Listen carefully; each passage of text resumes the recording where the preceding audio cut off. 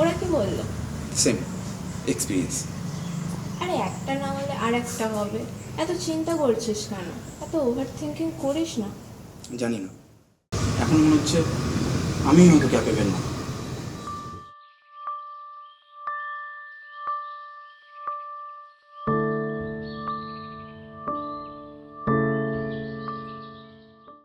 আবার শুরু করলি? এত ওভার থিঙ্কিং করছিস কেন? আজকে না হলে কালকে হবে, একটা না একটা ইন্টারভিউ হয়ে যাবে। আরে এই সময় একটা চাকরি পেলেই হলো, দেন তারপর তো জব এক্সপিরিয়েন্স বেড়ে গেলে তখন তুই অন্য জবে শিফট করে যাবি।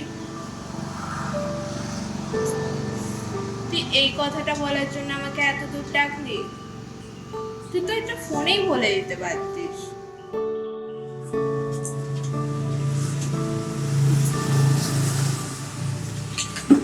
আমি তোকে শুধু এটার জন্য ডাকি। তাহলে আচ্ছা বল।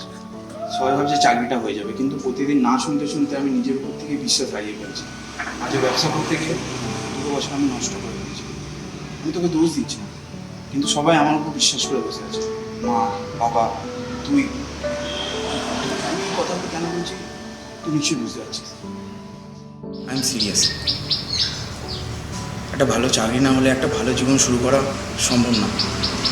আমরা শুধু এই কারণে বিয়ে করলাম যে বাকিরা শুধু বলছে বলে, তাহলে পরে গিয়ে আমাদেরই সমস্যায় পড়তে হবে।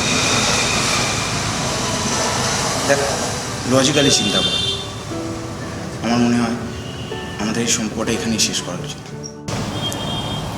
ঠিক আছে, লেটস এন্ড ইট। তাহলে এতক্ষণ তুই যা বললি, তাহলে আমাদের রিলেশনটা কন্টিনিউ নাই করা উচিত।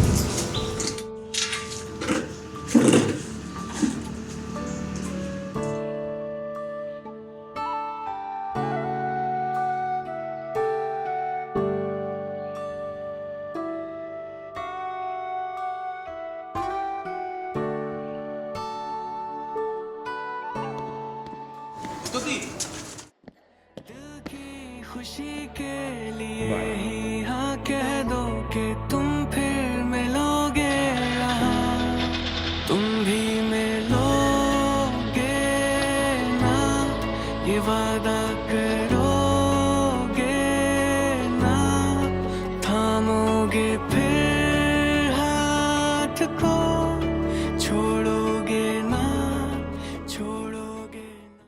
বাস্তবের কঠিনতার কাছে হাত দুটো ছেড়ে দিলাম। তোর হাসিতে সুখ ছিল, তাই তোকে মুক্ত করলাম। চাকরি, স্যালারি, হিসাব নিকাশ সম্পর্কের কাছে হেরে গেছে। ভালোবাসাটা জেতার আগে পরিস্থিতিটা জিতে গেছে।